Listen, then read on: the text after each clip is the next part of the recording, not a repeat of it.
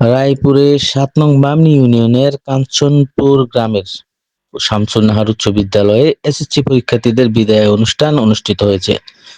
লক্ষ্মীপুর জেলার রায়পুর উপজেলার ৭ নং বামনী ইউনিয়নের কাঞ্চনপুর গ্রামের শামসুন নাহার উচ্চ বিদ্যালয়ের এসএসসি পরীক্ষার্থীদের বিদায় অনুষ্ঠান ও শিক্ষা উপকরণ বিতরণ অনুষ্ঠিত হয়েছে। বৃহস্পতিবার ১৬ এপ্রিল সকাল ১১টায় বিদ্যালয় প্রাঙ্গণে এই আয়োজন করা হয়। বামনী প্রবাসী মানবিক উন্নয়ন ফাউন্ডেশনের উদ্যোগে আয়োজিত এই অনুষ্ঠানে ২০২৬ সালের এসএসসি পরীক্ষার্থীদের আনুষ্ঠানিকভাবে বিদায় জানানো হয়। একই সঙ্গে পরীক্ষার্থীদের মাঝে শিক্ষা উপকরণ বিতরণ করা হয়। প্রবাসী জাকির হোসেনের সার্বিক সহযোগিতা ও ফাউন্ডেশনের সদস্য সাফায়েত হোসেনের উপস্থিতিতে এই কার্যক্রম সম্পন্ন হয়। বিদ্যালয়ের সহকারী শিক্ষক অশোক কুমার রায় ও কুলসুমা আক্তার জ্যোতির যৌথ সঞ্চালনায় অনুষ্ঠানে সভাপতিত্ব করেন প্রধান শিক্ষক রোকেয়া বেগম রূপা। অনুষ্ঠানের শুরুতেই পবিত্র কোরআন তেলাওয়াতের মাধ্যমে কার্যক্রমের সূচনা করা হয়।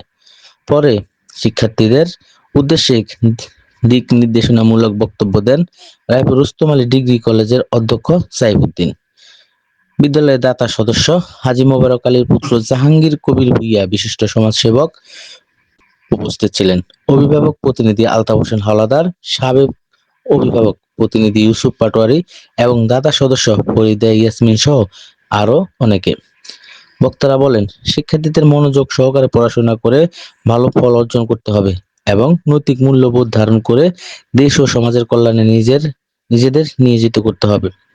তারা শিক্ষার্থীদের উজ্জ্বল ভবিষ্যৎ কামনা করে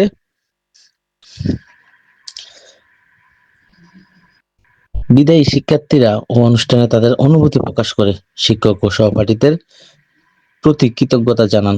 সবশেষে শিক্ষার্থীদের সফলতা কামনা করে বিশেষ দোয়া ও মোনাজাত অনুষ্ঠিত হয়। বিকর্ণ দাস, কবিরাট টেলিভিশন নিউজ।